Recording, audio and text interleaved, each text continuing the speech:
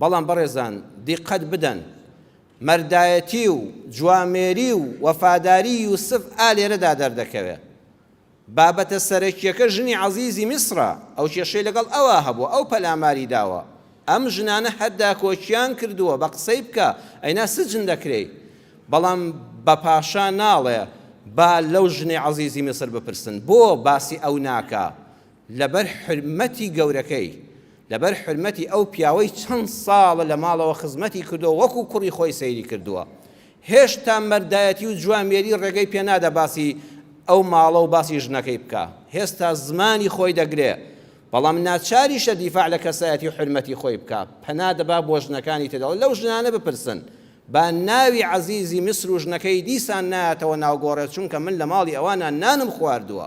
چەند خۆشی ئینسان ئاوا مرد بێ لە کانیەک پەرداخی ئاوت خواردەوە بەردێکی تێفڕێنەدەی، ئەگەر ناچاریش بووی دیفاع لە خۆت بکەی کەسایەتی ئەو نەهێنێ ناو ناوانەوە.